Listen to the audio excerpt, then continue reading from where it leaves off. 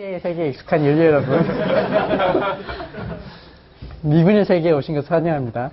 제가 아무 말 안 했는데도 어떻게 이렇게 의도를 잘 아시고. 자, 그래서 우리 first order differential equation, 미분이 한 번 낸 거. 자, 이러면 non-homogeneous first order differential equation이죠. 자, 이런 거에서 analytic solution을 구할 수 있는 방법이 있었고요. analytic solution 못 구하면 우리가 numeric solution을 구합니다.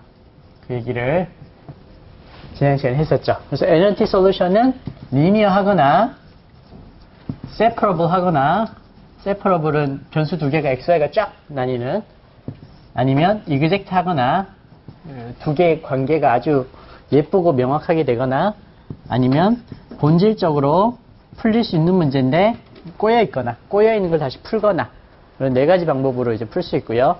numeric 한 거는 그냥 approximation으로 누가 푸냐? 컴퓨터가 푸는 거죠. 컴퓨터가 푸는 거죠. 자, 그런 방법들이 있었고, 오늘은 리니어 하다 만 거를 이제 계속 진행하도록 합시다. 리니어 하다는 것은 y, y 프라임, y 더블 프라임 이런 것들로만 구성이 되어 있다. 그러니까 first order니까 뭐 더블 프라임 생각할 필요 없겠고요. 그래서 여기에 y 프라임과 y로 되어 있으면 이건 이제 그냥 리니어한 거죠. 리니어한 거고요. 여기에 뭐 이런 복잡한 것들이 붙었다. 뭐 x 제곱 뭐 이런 거 붙었다. 그래도 리니어하죠. 여전히 리니어하겠습니다. 자, 우리가 리니어한 것들의 솔루션을 이야기했었죠. 리니어 디퍼런셜 이퀘이션의 솔루션은 두 가지 솔루션이 있었다, 그죠?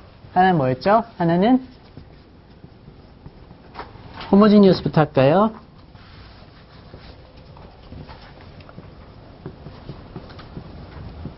이런 호모지니어스 디퍼런셜 이퀘이션에 대해서는 호모지니어스 솔루션이 있었죠. 호모지니어스 솔루션 YC. 그래서 YC를 내가 여기다 집어넣으면 제로가 되는 호모지니어스 솔루션이 있었고요.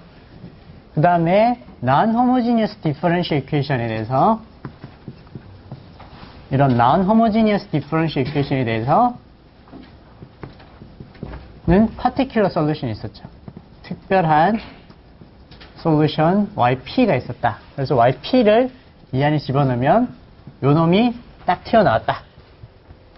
그래서 general solution은 뭐냐? general solution은 빠짐이 없는 모든 솔루션이 general solution이었고, 이 general solution Y는 YC 플러스 YP의 형태로 주어진다고 했었죠. 그래서 multiple solution이 있고, 한편으로 general solution은 모든 particular solution이라고 봐도 돼요. particular solution은 particular solution의 의미에 뭐 예를 들어 여기에 YC1, YC2, YC3 많이 있겠죠, 그죠? 그냥 이거 두 개 더해도 또 다른 YP가 될 수 있어요. YP1, YP2 뭐 이렇게.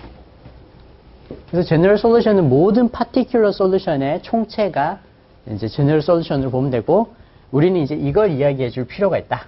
여기는 더 이상 고등학교가 아니니까 모든 솔루션을 한꺼번에 다 얘기해 줄 필요가 있다. 그래서 지난 시간에 우리가 YC를 먼저 구했고, 그죠? YC라는 걸 구했더니 익스포넨셜의 스탠다드 폼에서 시작했죠.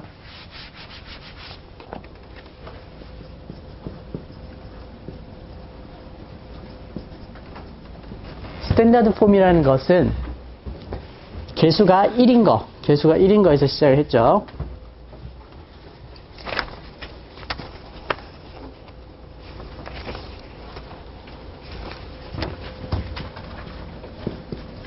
요거의 개수가 1인 거. 요 앞에 뭐가 있든지 나눠주면 되겠죠, 그죠? 이런 식으로. 자, 요게 스탠다드 폼이었고, 스탠다드 폼에서 시작해서 YC라는 거 우리가 한번 찾아봤더니, YC는 어떻게 됐어요? 어떤 컨스턴트의 exponential 마이너스 인티그럴 px dx 이런 형태가 나왔죠, 그죠? YC는 이런 형태가 나왔죠. 그리고 YP라는 것도 우리가 찾아봤더니, YP를 찾으려고 유도를 쭉 해봤더니 Y가 굉장히 복잡한 형태로 나왔죠. 다 적어보면 플러스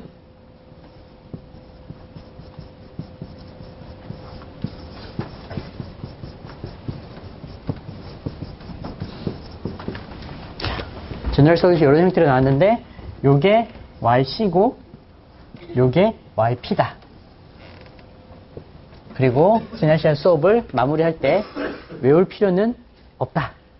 외울 필요는 없다. 왜냐하면 이건 이제 유도였고 실제로 문제를 풀 때는 다르게 하니까 외울 필요는 없다고 말씀을 드렸고 왜 안 외워도 되는지를 지금부터 이야기해 보도록 합시다. 자, 실제로 풀 때는 4가지만 기억하면 돼요.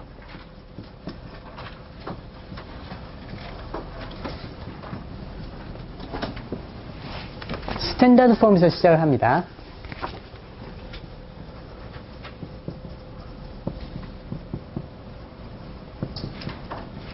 인티그레이팅 팩터라는 거를 곱합니다. 그렇게 되면 이게 또 다른 형태로 the same form, 어떤 다른 형태로 바뀔 거예요. 그 다음에 그걸 인티그레이트 하면 됩니다. 요 4가지 과정을 그냥 수식 암기 없이 4가지 과정을 밟으면 되는데 SI죠. CC 요 4가지 과정을 밟으면 되는데 어떻게 4가지 과정을 밟으면 되는지를 증명도 해야겠죠. 그리고 그게 뭔지 좀 더 자세히 설명을 해야겠고요. 그래서 그 4가지를 이야기하기 전에 사전 준비를 잠깐 합시다. 자, 렘마라는 걸 할 텐데 렘마는 뭐냐? 렘마는 무언가를 증명하기 전에 보조 증명이에요. 사전에 요 정도 증명해 놓으면 증명이 쉬워지는 보조 증명입니다. 보조 증명으로 우리가 렘마를 하나 적어 볼게요.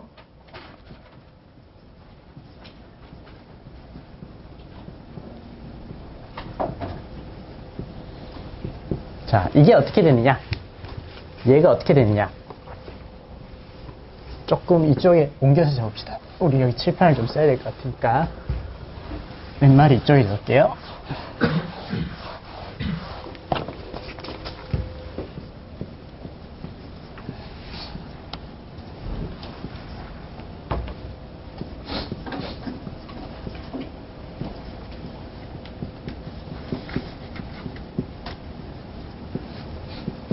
자, 이게 뭐와 똑같아지는지를 한번 봅시다. 요거를 우리가 그냥 알파라고 치환할게요. 알파. 그럼 요 식은 d dx exponential 알파 y가 되겠죠. 그죠? 그러면 요거는 요거에 대해서 먼저 미분하고 그 다음에 요거에 대해서 미분하면 된다. 그죠? 요거에 대해서 먼저 미분하면 d dx e 알파 곱하기 y 플러스 y에 대해서 미분하면 e 알파 dy dx. 자, 이렇게 되겠다. 그죠? 미분이 안 되네. 그죠? 미분이 안 되죠? 알파랑 x니까. 그러면 우리 뭐 해요? 체인룰 쓰죠. 체인룰 쓰면 일단 알파에 대해서 미분해버리고 그 다음에 요만큼 다시 곱해주면 되죠. 그죠? d 알파 dx. 체인룰이죠. y 플러스 e 알파 dy dx. 자, 그러면 이건 뭐 알파에 대한 미분이니까 이 exponential 알파를 알파에 대해서 미분하면 그냥 exponential 알파고 exponential 알파 d 알파를 dx에서 미분한다. 요거를 dx에서 미분하면 뭐가 돼요? px가 되죠. px. 단순히 요거 x에 대해서 미분하면 px잖아. 적분이니까. 그래서 요거는 px가 되고 요거는 y가 그대로 남고요. 그 다음에 e 알파 dy dx가 된다. 따라서 마지막으로 알파를 다시 적어볼게요. 원래대로 exponential integral px dx 곱하기 px 곱하기 y 플러스 exponential integral px dx, dy, dx. 자, 요거를 우리가 렘마로 사용을 하겠습니다. 요거를 렘마로 사용하도록 하겠습니다. 즉, 우리가 증명하다가 요런 게 톡 튀어나오면 요거는 요것과 같다라는 거를 사전 지식으로 알고 여기서 다시 시작을 해보죠. 스탠다드 폼에서. 자, first order differential equation을 만나면 일단은 무조건 스탠다드 폼으로 만들어라. 그래서 이 앞에 뭐가 있든지 나눠버려라. 자, 그럼 이런 형태 되겠죠? 스탠다드 폼이 됐어요. fx라고 되어 있네요. fx로 할게요.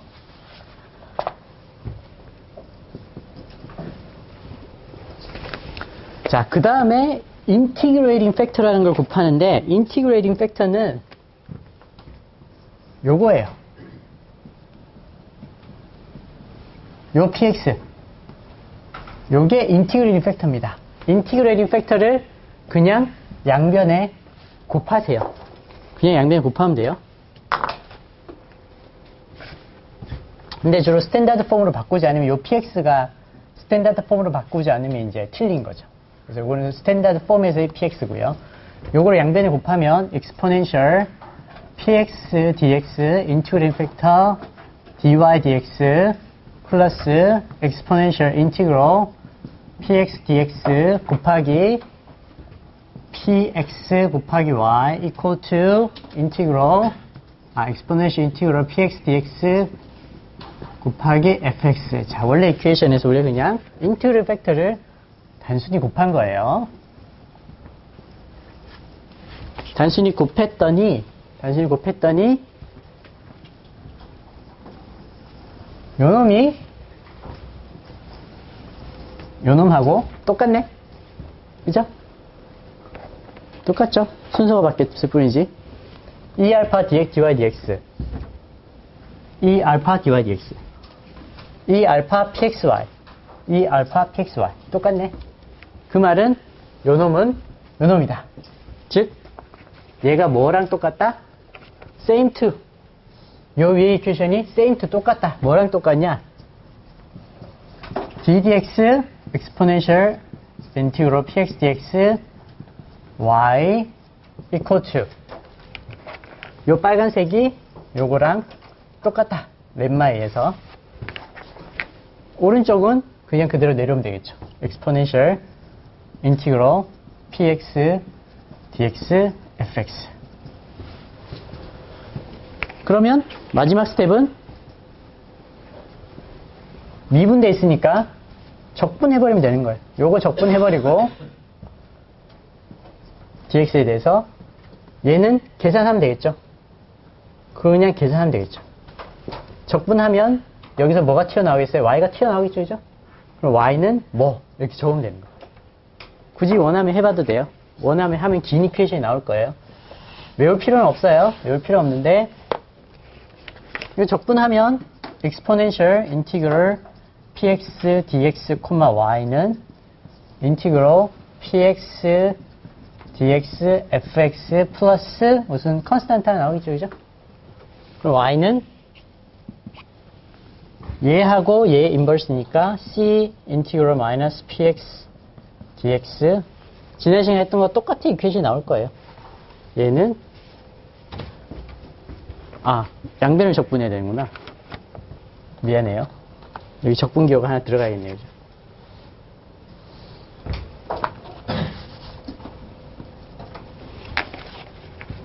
한쪽만 적분할 순 없잖아. 그 다음에 얘가 마이너스 되고 뭐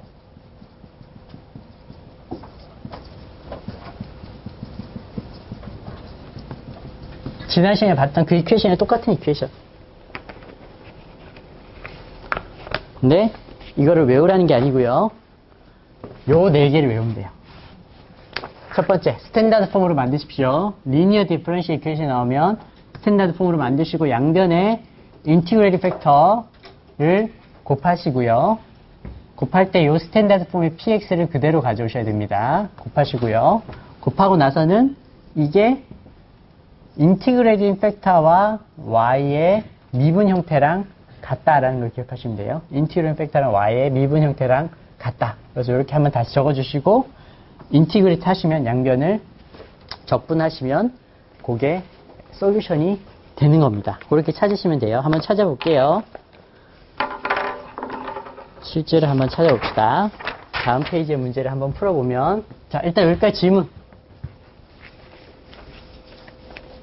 그러면 그 지난주에 풀어주셨던 게 이 과정, CC의 증명 과정이었고 이거는 이제 CC를 푸는 테크닉 같은 것이라고 보면 되는 건가요? 지난주 뭐 거의 맞다고 생각해요. 그런 표현도.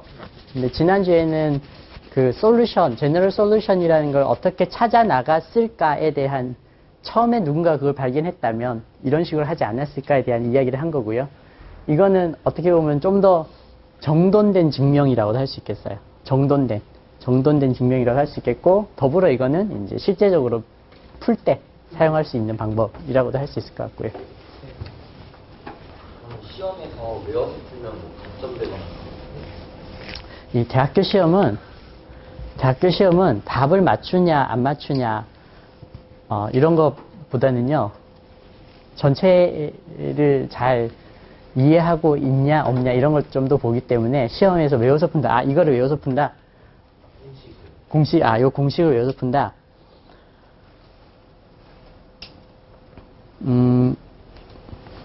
기본적으로 시험에서 외워야 될 거는 시험 공부를 할 때 외워야 될 거는 별로 없을 거예요. 그러니까 그걸 두 가지로 해석할 수 있는데, 하나는 이제 대학 공부는 그렇게 암기가 그렇게 중요하지 않아서 외울 정도로 복잡한 거는 아마 그 문제에 줄 거예요.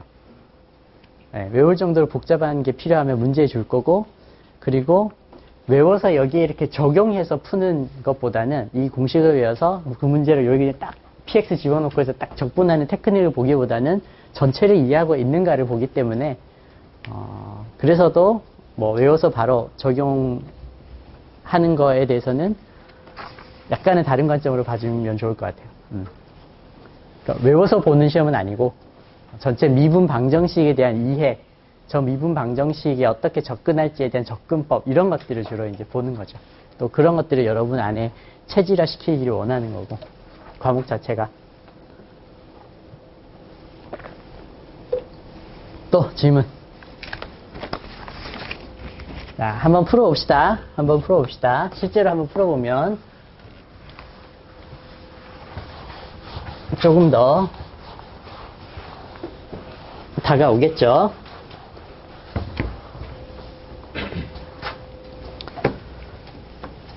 자, 문제가 다음 페이지에 example 넘버 1이에요. dy dx 플러스로 할게요. 교재에는 마이너스로 되어 있는데 플러스로 하는 게 있다 설명할 때 조금 쉬울 것 같아서. 플러스 첫 번째, 스탠다드 폼으로 만들어라. 이미 스탠다드 폼이네요, 그죠? 이미 스탠다드 폼이에요. 두 번째, 인티그레이팅 팩터를 찾아라. 인티그레이팅 팩터를 찾아서 양면을 곱하면 되니까 인티그레이팅 팩터는 exponential integral px 3이죠. dx 이게 인티그레이팅 팩터. 그래서 적분을 가능하게 해주는 요소인 거죠. 2의 3x 플러스 c죠. 그러면 2의 c를 그냥 c1이라고 c2라고 할게요. 2의 3x 뭐 이 정도를 일단 할게요. 인티그레이팅 팩터를 찾아라. 그리고 이 인티그레이팅 팩터를 양변에 곱해라. 양변에 곱하면 c, 사실 c는 필요 없는데 왜냐면 양변에 곱하면 c는 서로 드랍 될 거잖아요. 그래도 처음이니까 그냥 해봅시다. 2의 3x dy dx 플러스 c2의 2의 3x 3y는 c2의 2의 3x 곱하기 6. 양변에 곱해라. 인티그레이팅 팩터를 찾아서 양변에 곱하면 c는 사실 필요 없어요. 그래서 앞으로는 c를 사실 안 써도 돼요. 인티그레이팅 팩터에서. 자, 그러면 이게 뭐랑 똑같다? The same to. 이게 뭐하고 똑같아요? same to. 뭐하고 똑같으냐? ddx의 인티그레이팅 팩터 y. ddx의 integrating factor times y. 이거하고 똑같아요. 이 부분이 equal to 6e3x. 마지막으로 적분하면 되죠. integrate. 얘 적분하면 2에 3x times y 플러스 constant 나올 텐데 constant는 뭐 여기 적으면 되니까. 그 다음에 얘 적분하면 2에 3x 플러스 뭐 const 뭐 이렇게 나오겠죠. 그러면 최종적으로 y는 어떻게 되죠? constant 2 플러스 c에 2에 마이너스 3x 뭐 이 정도 되겠다, 그죠?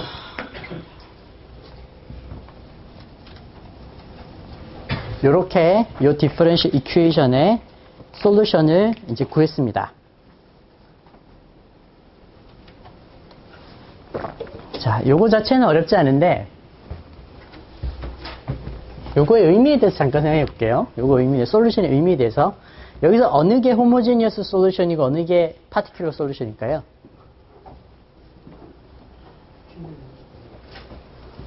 요거 호모지니어스 어느 걸까? 1번, 2번. 손 들어보세요. 1번이 호모지니어스 솔루션을 생각한다. 2번이 호모지니어스 솔루션을 생각한다. 거의 대부분 맞추셨어요. 얘는 호모지니어스 솔루션이고요. 자, 우리 제너럴 솔루션의 이야기를 다시 한번 해봅시다. 지금 우리가 구한 건 제너럴 솔루션인데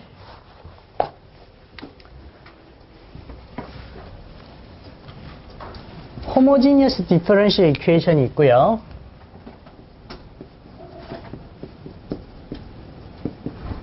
그 다음에 non-homogeneous differential equation이 두 개가 있을 수 있고 여기서 YC는 이 부분이에요. 이 부분 C에 2에 마이너스 3x 이걸 여기다 집어넣으면 항상 0이 될 거라고.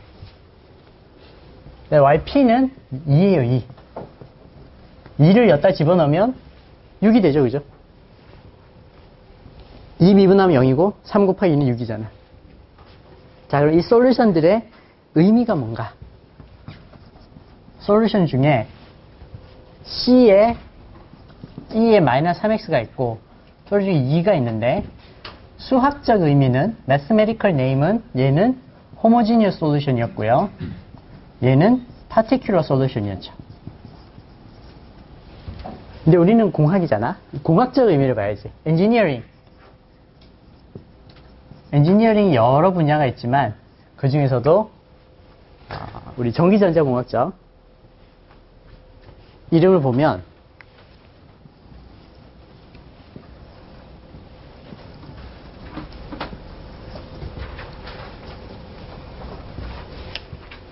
얘는 transient part이에요. transient part.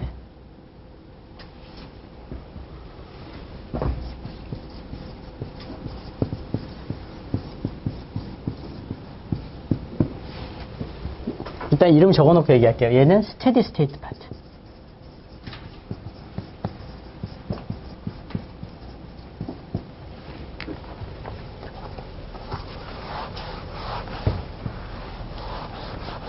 여러분 친구와 여러분이 정말 친한지를 알고 싶으면 친구한테 돈을 빌려달라고 해보세요. 야, 돈 1000만 원만 빌려줘봐.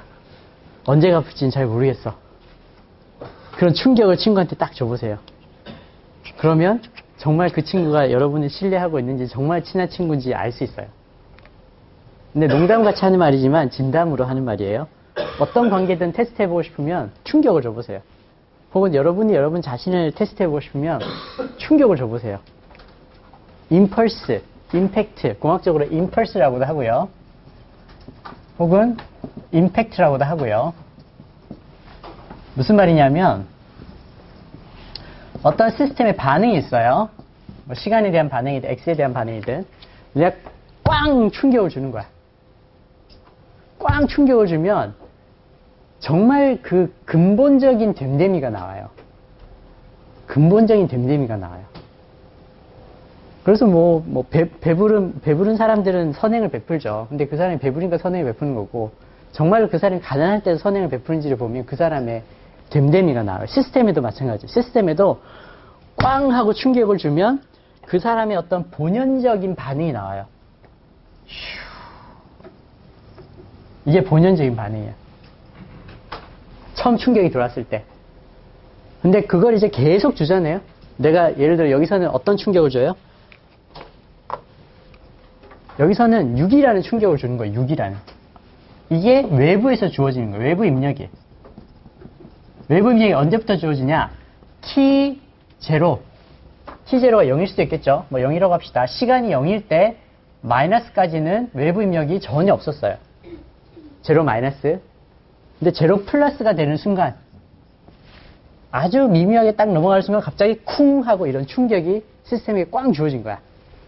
그럼 그거에 대해서 어떤 시스템이 그 고유의 시스템의 특질에 따라서 반응을 합니다. 근데 보통 이렇게 출렁이지 않고요. 이렇게 출렁이다가 초반에 출렁이다가 여기서 푹 출렁이다가 이렇게 가죠. 그거는 고유의 이 시스템 고유의 어떤 특성. 그러고 나서 그런 충격이 지나가고 나면 그 입력에 대해서 일정한 반응을 해요. 이 앞부분이 그 충격에 대한 시스템 고유 특질에 대한 반응이 트랜지언트예요. 친구한테 1,000만 원을 빌려달라고 그랬을 때 친구가 보이는 격한 반응, 이런 게 트랜지언트예요. 근데 맨날 1,000만 원을 빌려달라고 그래. 그러면 그때부터는 오늘도 그래? 스테디 스테이트. 일정한 반응이 나오겠죠. 똑같은 반응이 나오겠죠. 그래서 어떤 시스템에 입력이 들어가는 거예요. 외부 입력이. 그렇게 보면 요거는 시스템이겠죠. 요거는 시스템. 어떤 시스템에 외부 입력이 들어갔을 때, 그 외부 입력에 대해서 시스템 고유의 반응은 트랜지언트고요. 그 다음에 그게 외부 입력이 꾸준히 들어왔을 때 그 입력을 다 이제 시스템 내부에서는 다 소화해내고 그 입력에 대한 아웃풋으로 주는 거는 이제 스테디 스테이트예요. 그래서 요걸 보면, 요걸 그래프로 한번 그려보면 파란색과 빨간색으로 그려볼게요. 자, 어떤 식으로든 그 시스템 고유의 반응은 C의 exponential 마이너스 3x예요. 뭐 C를 얼마로 잡냐에 따라 다르겠지만 얘는 어떤 충격이 들어오면 그 충격을 급속도로 상쇄시켜 버리는 거예요. 그 안에서. 충격이 들어오면 exponentially 그 충격을 샥 해소해 버리는 거예요. 굉장히 안정된 시스템이죠. 굉장히 좋은 시스템이에요. 어떤 시스템은 예를 들어 이게 내가 처음에 마이너스, 교재에는 마이너스로 되어 있죠. 이건 마이너스라면 이거 플러스 되거든. 그럼 그 시스템은 현실에는 존재하지 않는 시스템이지. 충격이 들어오면 exponentially 충격을 확장시키는, 현실적으로 불가능해. 그런 에너지가 없으니까. 근데 만약에 외부에서 그런 에너지가 있다면 얘는 퍽 하고 폭발해버리는. 그게 체르노빌이었어요. 체르노빌 요 부호를 하나 잘못, 물론 체르노빌 디자인을 잘못해서 이 부호가 잘못됐다고. 그래서 거기선 트랜지언트 파트가 자꾸 증폭시키는. 인풋이 없으면 인풋을 빨아당겨서라도 이렇게 증폭시키는. 그게 이제 트랜지언트 고유의 속성이었어. 그래서 폭발을 한 거고, 뭐 물론 특정한 컨디션에 대해서 그런 거였지만. 그 다음에 스테디 스테이트는 2죠, 2.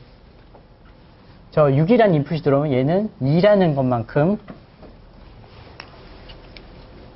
아웃풋을 내게 돼 있어요. 이 두 개를 합치면 이게 최종 제너럴 솔루션이 되겠죠. 요거는 YC에 해당하는 거고요. 요거는 YP에 해당하는 거고요. Y는 이 두 개의 컨비네이션이겠죠. 그러니까 그려보면 까만 점선 비슷하게 가겠죠. 이게 Y가 되겠죠. 그래서 이 얘기는 뭐냐면 시스템이 입력이 없다는 얘기예요. 시스템이 입력이 없을 때의 어떤 반응과 그리고 시스템 입력이 있을 때 그거에 대한 반응을 합치면 시스템의 전체적인 반응인데, 그러면 교수님 시스템에 입력이 없는데 무슨 반응이 있습니까? 라고 물으면 이런 거죠.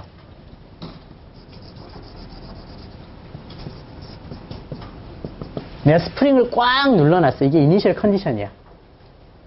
제로 마이너스까지는 내가 꽉 눌렀어. 근데 내가 딱 놓으면 제로 플러스가 되면 얘 안에 응축된 에너지가 있겠죠. 그죠? 이니셜 컨디션으로 말미암아 응축된 에너지가 이거에 의해서 반응하는 겁니다. 내가 제로 플러스로부터 여기에 입력을 주진 않아요. 내가 힘을 가하는 건 아니야. 근데 이니셜 컨디션이 있는 거지. y0라든지 y'0라든지 이니셜 속도나 이니셜 위치나 예를 들어 스프링 같은 경우에는 y'0는 제로지만 내가 꽉 눌렀으면 y0가 뭐 마이너스 3쯤 되는 거지. 그래서 이 안에 응축된 에너지가 있다가 내가 이걸 탁 풀어주는 순간 그 응축된 에너지를 얘가 어떤 식으로 해소해내는가. 그래서 이 시스템의 경우는 그 응축된 에너지를 급속히 안정화시키죠. 밖으로 이렇게 배출해내는 거지. 안정화시키는 안정 시스템이고, 그 다음에 이 부분은 그거랑 별개로 내가 6이라는 입력을 얘한테 쭉 밀었을 때, 이 시스템은 2라는 반응을 꾸준히 보이는. 그래서 정리하면, 이제 시스템적인 개념을 아마 처음 접했을 텐데, 정리하면, 이쪽 부분은 시스템 자체의 특성을 모델링 하는 거고요. 이쪽 부분은 외부 입력을 모델링 하는 겁니다. 그래서 그런 식으로 보면 여기는 외부 입력이 없고 시스템 고유의 반응을 보는, 왜냐면 외부 입력이 없으니까. 시스템 고유의 반응을 보는 거는, 시스템 고유의 특질을 보는 거는 homogeneous solution, transient part homogeneous solution으로 시스템 고유의 특질을 볼 수 있고요. 외부 입력에 대한 반응을 보는 거는 particular solution, steady state part라고 이제 제 이론에서 얘기를 하고 그렇게 볼 수 있는 거죠. 그래서 general solution의 또 다른 측면의 해석은 이런 transient part와 steady state part의 썸으로 봐도 돼요. 우리가 여태까지는 general solution을 모든 particular solution이 합이라고 얘기했잖아요. 그렇게 보는 것도 한 에스펙트고, 제어 이론 측면에서의 에스펙트는 이제 transient part와 steady state part의 이제 썸으로도 해석을 할 수가 있는 거죠. 단 시스템이 스테이블한 시스템일 때, 시스템이 이렇게 가다가 어딘가로는 수렴하는 스테이블한 시스템일 때는 이런 해석이 돼요. 언스테이블한 시스템이면 뭐 이런 해석 자체가 안 돼. 예를 들어 시스템이 언스테이블하면 뭐 이렇게 입력이 있는데 이러면 스테디 스테이트가 없잖아요. 날아가는 거니까.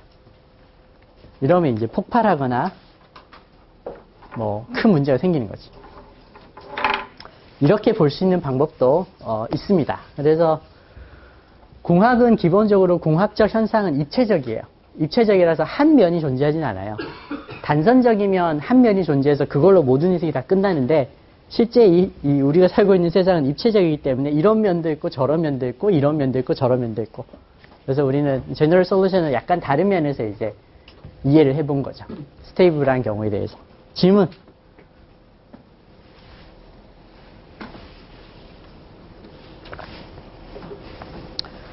없으면 우리 잠깐 2분 쉬었다가 조금 더 예제를 풀어보도록 할게요.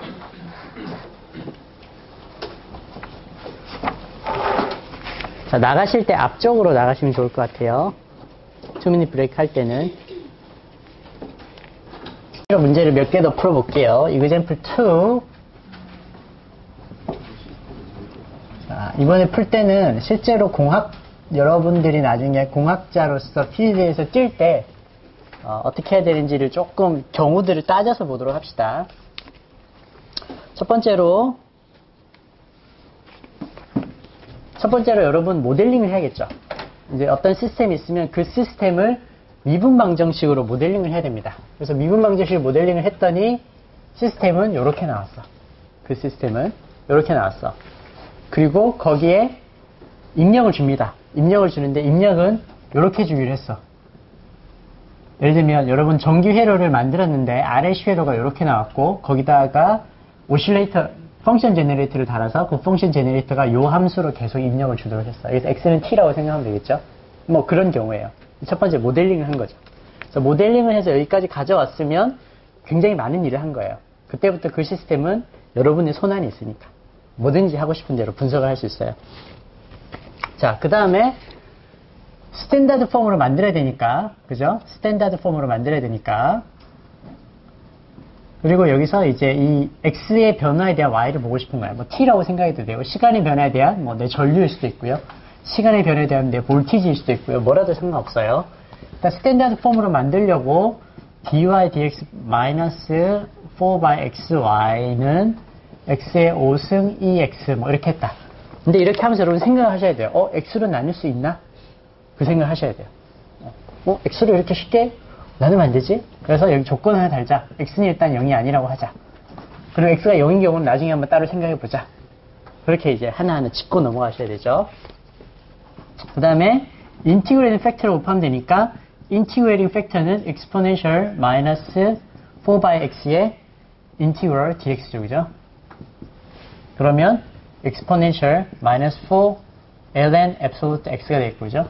그러면 x의 4승분의 1이니까 뭐 컨스탄트는 생략할게요. x 그냥 1 by x의 4승이죠. 그죠? 컨스탄트 넣을까? 여러분 컨스탄트 넣읍시다. 플러스 c1 이번에 좀 엄밀하게 해보기로 했으니까 그러면 여기서 exponential ln의 1 by x의 4승 플러스 c1이면 exponential c1 나오고 그 다음에 1 by x의 4승 나오고 이 앞에 거를 c2라고 하면 이렇게 되겠네요. 그죠? 이걸 c2라고 하면 그러면 c2는 항상 양이어야겠네. 그런 조건이 또 있을 수 있겠네. 하나하나 체크를 꼼꼼히 하면 그 다음에 이 인티그레이팅 팩터를 양변에 곱하면 C2의 1 by X의 4승 너 밑에 있니?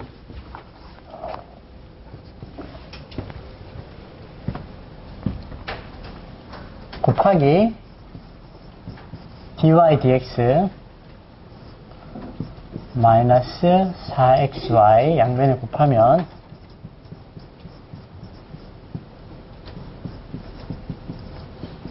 그러면 C2 사라지고요. 그 다음에 요 놈은 똑같은 폼이 있죠. same to 요 앞에 놈은 d dx integrating factor y고요. 뒤쪽은 x, ex네요. 그죠? x, ex. 먼저 c는 사라졌으니까 더 이상 의미는 없고요. 그래서 c는 사라지니까 더 이상 의미는 없으니까 오케이, 너는 해결됐어. 하지만 얘는 여전히 해결이 안 된 문제고. 자, 이거를 인티그레이트 하면 되겠죠. 인티그레이션 하면 1 by x 4승의 y는 인이그로 x, ex, dx 플러스 c. x, ex, dx는 어떻게 할까요? x, ex, dx는 u dv는 v du 마이너스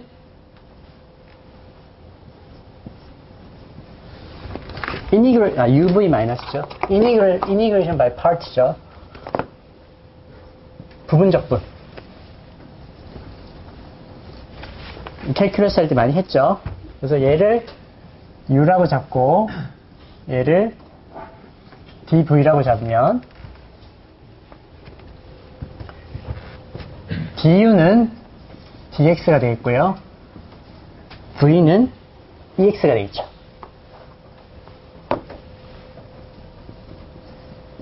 이렇게 되겠죠.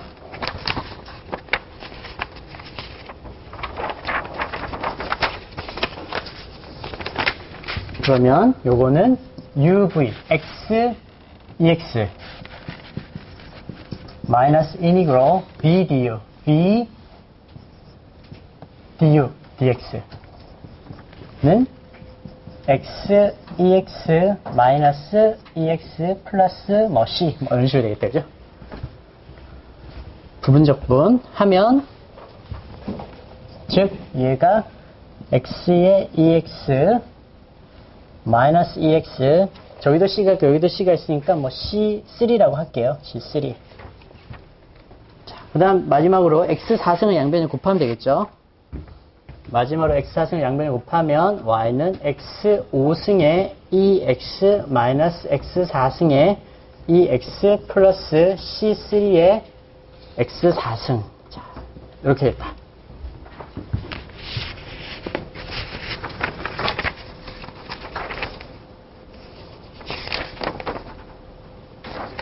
자, 솔루션을 구했어요. 솔루션을 구했고, 솔루션을 구하고 나서 이 솔루션은 x가 0이 아닐 때의 이야기였죠. 그죠? x가 0이 아닐 때 얘기였고, 두 번째, x가 0이면 어떻게 될까? x가 0이면 요거 0이고, 요거 0이고, y는 0이네. 그죠? y는 0. 그래서 y가 0이 되는 솔루션을 우리는 트리비얼 솔루션이라고 해요. 트리비얼 솔루션. 그러고 나서 이것도 x가 0일 때 어떻게 해봤더니 0, 0, 0 하면 y가 0이잖아요. 그죠? 그럼 이게 a하고 b를 다 포함하네? 그러면 이게 그냥 솔루션이라고 하면 되겠네? 우리가 c라는 결론에 이끌 수 있겠죠. for any x, 어떤 x에 대해서.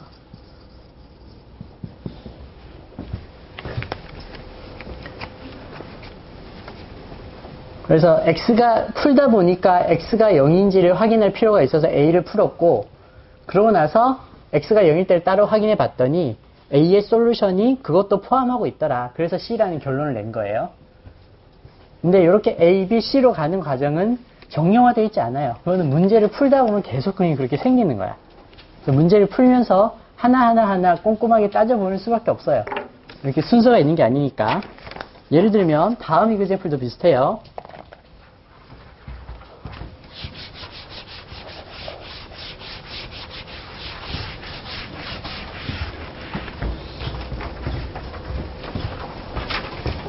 다음 이그젠플도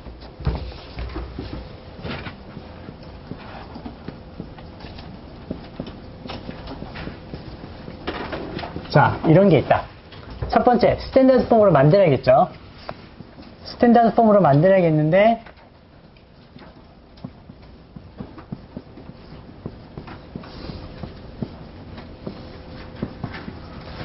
스탠다드 폼으로 만들려고 보니까 이거는 x가 플러스 마이너스 3이면 안 된다. 그죠?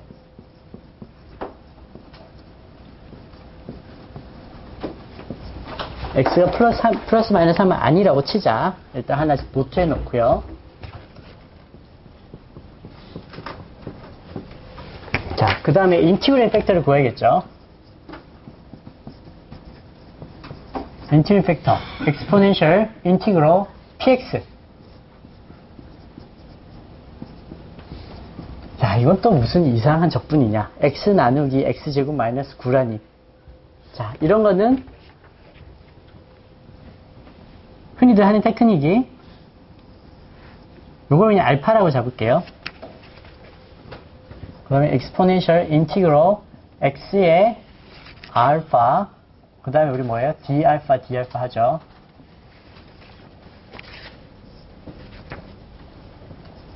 이러면 되잖아요. 그죠?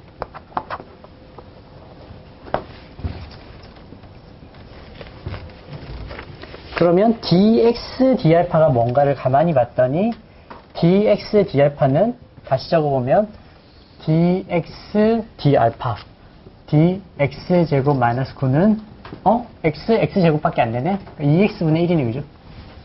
2x분의 1이네. 그래서 요 놈은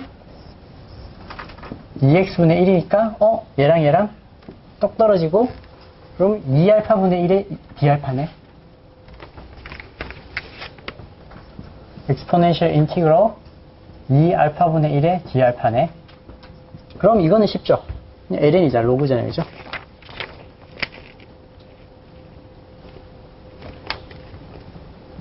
exponential의 2분의 1의 로그 알파. 그걸 적어보면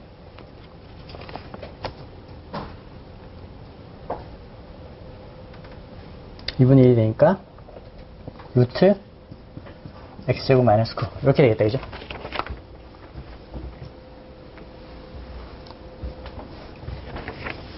자, 이렇게 적어보니까, 이렇게 적으려고 보니까, 루트 안에 들어가는 게 항상 양이어야 되잖아. 내가 그냥 막 적으면 안 되고, 이게 사실 앱솔루트니까. 이렇게 적으려면, x가 3보다 작거나 같아야 되네, 그죠? 3보다 작거나 같아야 되네. 그럼 이것도 좀 생각해 봐야겠다. 요 케이스도 생각해 봐야겠다. 요 케이스도 생각해야 되고, 요 케이스도 생각해야 되고.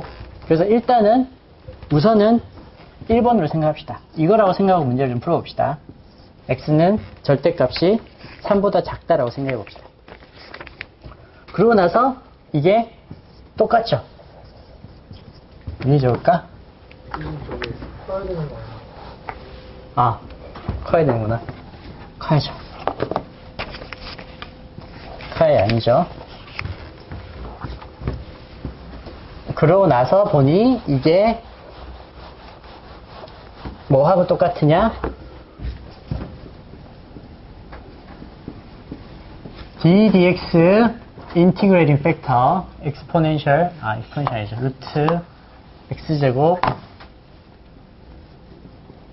마이너스 9의 y는 인티그레이팅 팩터 x제곱 마이너스 9의 여기 0이네. 아무것도 없네. 그냥 0이네, 그죠? 0. 자, 마지막으로 이거 인티그레이션 하면 되죠, 그죠? 그러면 루트 x제곱 마이너스 9y는 컨스탄트가 되고 y는 c 나누기 x제곱 마이너스 9다. 나눌 수 있죠. 왜냐하면 지금 1번 레인지에 대해 생각하고 있으니까. 그래서 1번 레인지에 대해서는 요게 솔루션이 된 거예요. 1번에 대해서. 그리고 이제 이걸 2번이라고 합시다. x가 플러스 마이너스 3이면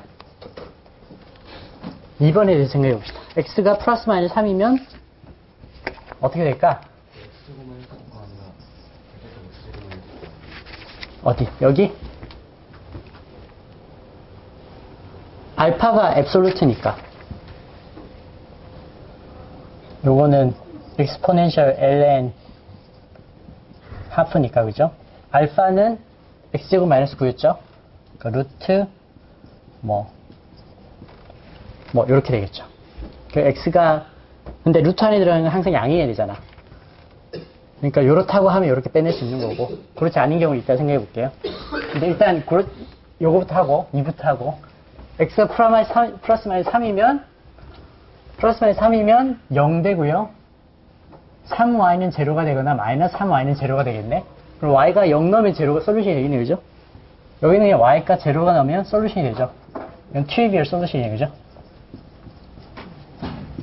트리비얼 솔루션.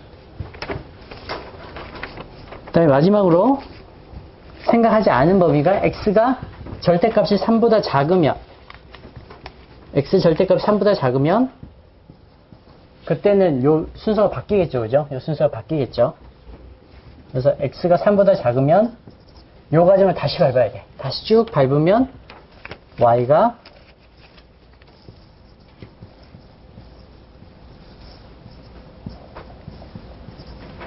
이렇게 됩니다. 그래서 풀다 보니 여러 가지 경우들을 생각하게 됐고, 그래서 1번 경우, 2번 경우, 3번 경우에 대해서 솔루션이 다 다르죠. 그래서 옆에 있는 그래프 보면, 옆에 있는 그래프는 제가 매트랩으로 짜서 올려놓을게요. 매트랩 짜서 올려놓을 텐데, 올려놓을게요, 포탈에. 그 옆에 있는 그래프를 보면 레인지에 따라서 그래프의 형태가 다르죠. 그래서 x가 3보다 클 때는 수렴하는 형태처럼 보이고요. 절대값이 3보다 클 때는 이런 형태의 그래프를 보이죠, 그죠? 이런 형태. 그 다음에 요 사이에서는 이런 형태를 보이죠, 이런 형태. 그래서 이 디퍼런셜 이퀘이션을 풀면 레인지에 따라서 다른 솔루션들이 이제 나오는 걸 볼 수가 있습니다. 자, 그래서 리니어 디퍼런셜 이퀘이션은 이제 이렇게 끝낼 텐데,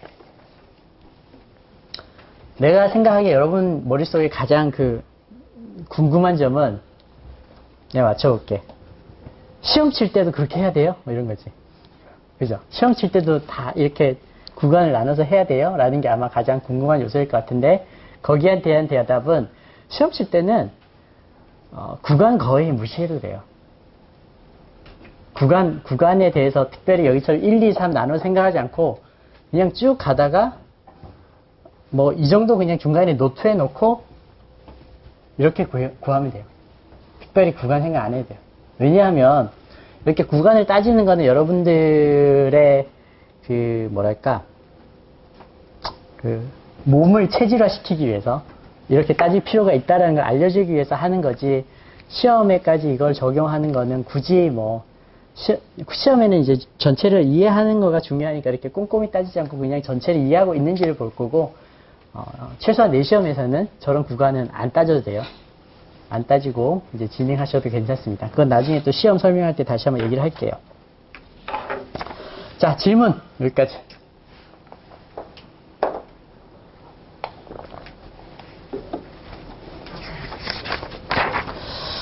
질문이 없으면 세퍼러블을 하고 입실론 델타를 해도 될 것 같아요. 세퍼러블 하나만 하고 입실론 델타 하고 넘어가죠. 자, 리니어는 끝이고요. 얘는 끝이고 이제 난리니어일 수도 있어요. 난리니어일 수도 있는데 예를 들면 이런 이퀘이션.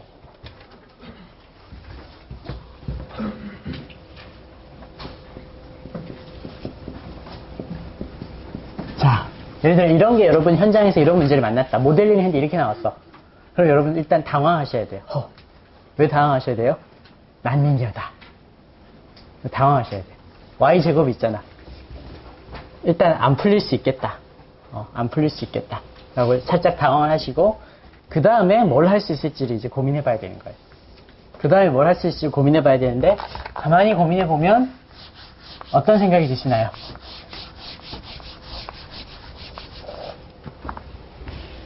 난리니어인데, 뭐야? x에 대한 게 전혀 없네? y 것만 있네? 뭐야?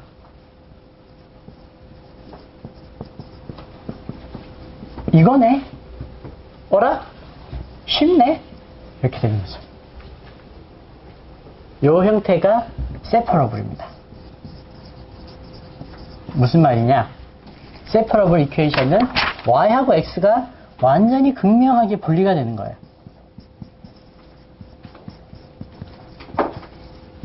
그래서 y쪽을 이쪽으로 보내, x쪽 이쪽으로 보내서 적분하면 돼. 난리니어긴 하지만 너무나 예쁜 난리니어, 우리가 풀기에 좋은 난리니어, 혹은 리니어라고 할지라도 저렇게 분리가 되는 거는 리니어로 풀어도 되고 세퍼러블로 풀어도 돼요. 굳이 이렇게 리니어처럼 뭐 인티그레이팅 팩터 구하고 그렇게 하지 않고 그냥 해도 돼요. 세퍼러블 하면. 그래서 세퍼러블은 사실 저게 다고요. 저게 다고, 여기서도 이제 경우들을 따질 수는 있죠. 여기서도 경우들을 따져서 이그젬플을 하나를 간단하게 풀고 또 하나를 또 풀어보도록 하죠.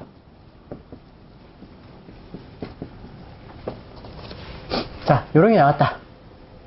요거는 리니어의 난리니에요. 리니어죠, 리니어. 그죠? dx 나누면 dy dx잖아. 그러면 y 프라임 y 1 플러스 x 리니어라서 리니어로 풀어도 되는데, 근데 세퍼러블로 풀어도 돼요. 세퍼러블로 풀면 y쪽 다 이쪽으로 때려놓고 x쪽 다 이쪽으로 때려놓으면 되잖아요. 그죠? 그래서 dy 나누기 y는 dx 나누기 1 플러스 x 뭐 이렇게 되는 거죠. 양쪽이 그냥 싹 나뉘는 거고, 이때 컨디션 하나 달아야겠다. 그죠? 리그러스하게 하려면 x는 마이너스 1은 아니다. 그래서 요거 풀면 이제 리그러스한 거는 이제 더 디테일하게 얘기는 하지 않을게요. 방금 전에 많이 했으니까. 뭐 요런 솔루션이 나와요. 간단하게 풀면 요런 뭐 경우는 따질 수 있죠. 요런 솔루션이 나오고, 요때는 이제 C가 제로는 아니라는 걸 해봅시다. 입실론 될 때까지 하니까 마음이 급해서 빨리빨리 가려고 그러는데, 그래도 해봅시다. 자, ln ln 1 플러스 x 플러스 c1 이라고 할게요. 앱솔루트 y는 c2의 1 플러스 x인데 여기서 C2는 exponential C1이니까 C2는 positive로 될 거예요. exponential 붙이면 되잖아요. 그죠? 그러면 y 튀어나오고 1 플러스 x 튀어나오고 exponential C1이니까 우리 C2가 돼요. exponential C1은 positive겠죠. 항상 positive겠죠. 근데 absolute 양쪽에 있으니까 여기가 플러스 마이너스 되면 여기도 플러스 마이너스 맞추면 되죠. 그래서 여기가 플러스고 마이너스면 C2가 마이너스 되면 되고 여기가 마이너스 플러스면 또 C2가 마이너스 되면 되고 플러스 플러스면 플러스면 되고 마이너스 마이너스면 마이너스면 되니까 y는 C3 1 플러스 x라고 하고 뭐 부호는 플러스 마이너스는 바뀔 수 있겠지만 0은 안 되겠죠. C3는 0은 아니다. 그런 결론이 나오겠죠. 여러 가지 경우를 생각해 보면. 그래서 요게 한 번 푼 거고요. C3가 0이 아닌 경우에 대해서는 y는 C3 1 플러스 x고 x가 마이너스 1은 아닐 때 이렇게 된 거고요. 다른 경우들을 따져볼 수 있겠죠. 두 번째 경우 C3가 0이면 어떨까? C3가 0이면 만약에 여기서 C3가 0이면 y도 0이죠. 그죠? 이게 만약 맞다면 y도 0이죠. 그럼 y가 0이 솔루션이 되는지를 볼게요. y가 0이면 0이고 dy dx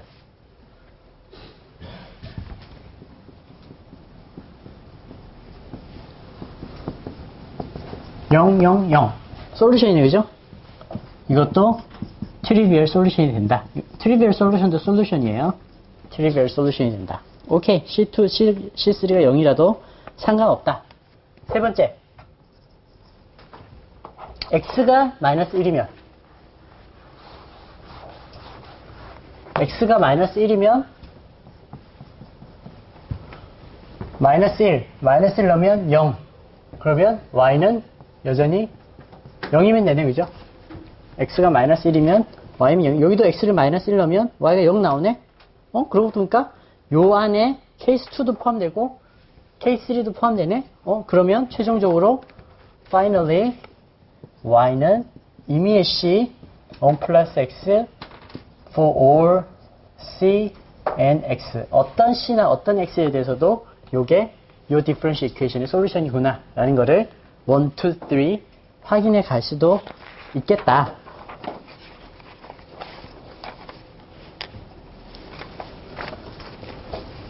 라는 거고요.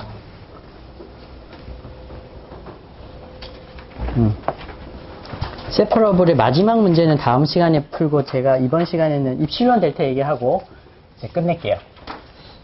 자, 여기까지 질문. 두 번째 y가 0일 때요. 왜 저게 그러니까 저 위에서 1 플러스 x dx분의 dy로 되는데 저게 어떻게 되는지 잘 여기서 여기 넘어가는 거? 그냥 dx로 나눈 건데. 네, dx가 0이라고는 dx가 0이라고 생각 한번 해볼게요. 이제 지금 한번 생각해 봅시다. 입실론 델타 얘기하면서 입실론 델타의 정의가 생각나는 사람, 입실론 델타를 좋아했던 사람.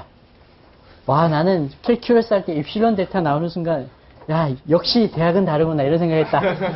그런 약간 천재적인 사람이 있으면 천재적이라고 생각해도 돼요.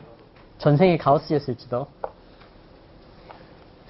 입실론 델타 언제 나왔어요? 첫 수업에 나와요? 첫 수업에 그냥 길을 팍 죽이겠구나. 선생님 딱 나와서 continuous란 무엇인가 그러고 given y equal to x, fx 뭐 이랬겠네. 자, 오늘 약간 다른 관점에서 봅시다. 자, 역사적으로 뉴턴이 미분과 적분을 이용해서 이 세상을 쫙 기술했죠. 그죠? 뉴턴이 미분을 이용해서 이 세상을 쫙 기술하고 나니까 중세시대에는 신의 자리가 사라진 거야. 그 전까지는 신이 모든 걸 관장하고 주관하기 때문에 감히 인간이 그저 복종할 뿐이지 어찌 감히 신의 영역을 넘보냐.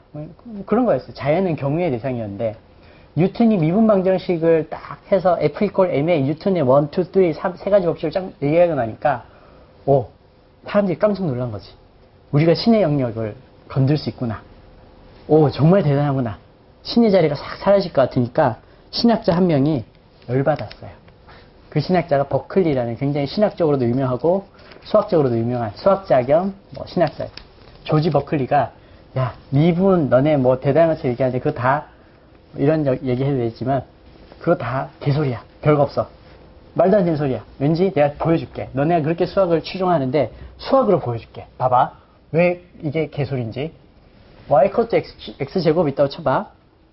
자, 너네들이 얘기하는 미분이란 이런 거잖아. 델타 x, x가 약간 변하고 y가 약간 변하면 y가 약간 변했으니까 x 플러스 델타 x의 제곱 마이너스 x제곱이지, 그지? 그리고 델타 x, 5는 델타 x지? 자, 요거 우리가 계산을 해보면 x제곱 x제곱 떨어지고 2 델타 x, x 플러스 델타 x 제곱에 자, 델타 x지? 뉴턴 잘 봐봐. 2x 플러스 델타 x야. 그치? 자, 뉴턴 들어봐. 만약에 델타 x가 제로라면 너 이거 어떻게 나눠? 못 나누잖아. 그러니까 델타 x가 제로라면 말이 안 되는 거야. 그러니까 델타 x는 제로가 아닐 수밖에 없지, 그지? 델타 x는 제로가 아니어야 해. 델타 x가 제로가 아니면 얘가 제로가 아니야. 제로가 아니기 때문에 미분한 거는 2x 플러스 델타 x라 해야 돼. 그런데 왜 너는 이거 미분한 거를 2x라고 해? 이거 미분하면 2x잖아. 아니야, 이거 2x 플러스 델타 x라 해야 돼. 왜냐면 이게 제로가 아니니까. 봐봐, 뉴턴 네가 이야기하고는 미분은 말도 안 되는 소리야. 신은 여전히 존재하죠. 너네들이 엉뚱한 걸 얘기한 거야. 할 말이 없는 거야. 당시로는 버려진 도깨비라 그랬어요. Ghost of Departed Quantities. 버려진 도깨비. 어떻게 설명할 거냐? 너네들이 그렇게 좋아하고 하는 수학에 대해서. 그랬더니 이제 여러분이 싫어하는 코시가 등장했죠. 코시가. 이 델타 X와 연속성에 대해서 얘기해 줄게. 라고 등장을 했어요. 그게 여러분이 즐겨 들었던 입실론 델타입니다. 그러면서 저 문제를 깔끔하게 해결했죠.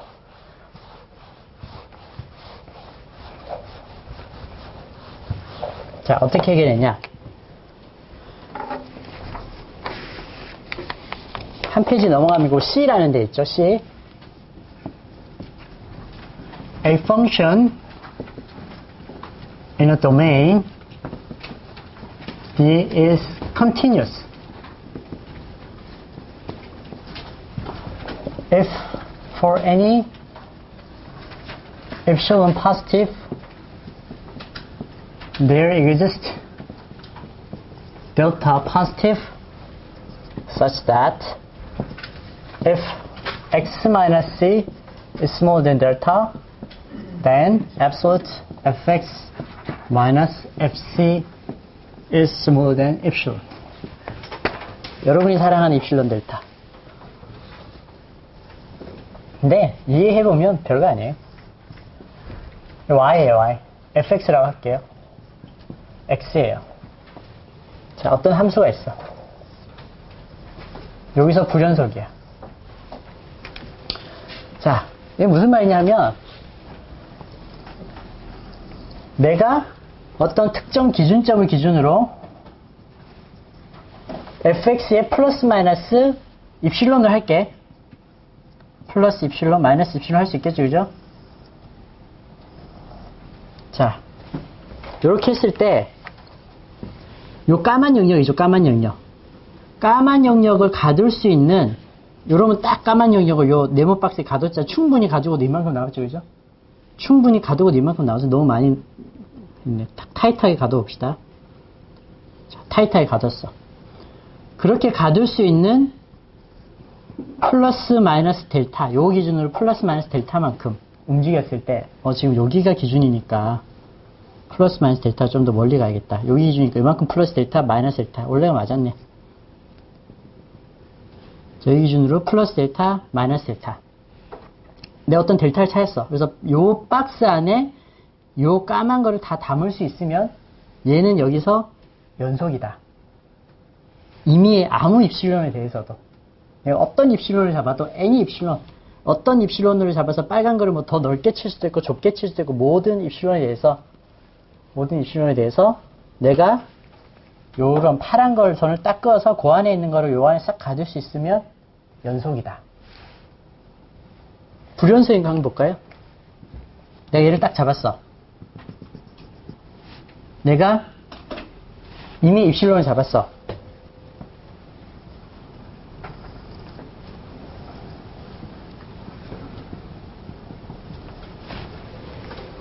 그러면 내가 이제 델타를 찾아서 가두면 되죠. 델타를 찾았는데 어라? 여기가 안 가둬졌네. 그 안에 안 들어왔네. 그죠? 어떤 델타를 찾아도 아무리 델타를 적게 잡든 넓게 잡든 요 안에 얘는 안 들어와요. 그죠? 불연속인 점은 안 들어와요. 안 들어오죠. 그러면 그 점에서는 이제 디스크리트한 거예요. 그래서 내가 어떤 임의의 y에 대해서 플러스 마이너스 n이 입실론을 잡았을 때 거기에 내가 파란 거 x를 요만큼 움직였을 때 x를 왔다 갔다 했을 때 함수 전체를 요 입실론에 딱 가둬놓을 수 있느냐 없느냐 요 안에 요 까만 게 다 들어올 수 있게 할 수 있냐 없냐 요 까만 게 그거에 따라서 이제 이게 컨티뉴어스냐 디스크리트냐를 이제 이야기할 수 있게 됐죠. 여전히 어렵나? 여전히 어려우면 할 수 없어요. 수학은 원래 어려운 거예요. 자, 그런 겁니다.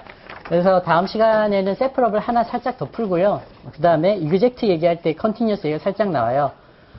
그래서 컨티뉴어스 얘기할 거고요. 어쨌든 컷이라는 사람이 이러한 이제 엄밀한 정의를 통해서 그 미분에 대한 정당성을 확보해 준 그런 역사가 있었죠. 저는 여기까지 하고요. 오늘 숙제 1번이 공지가 될 거예요.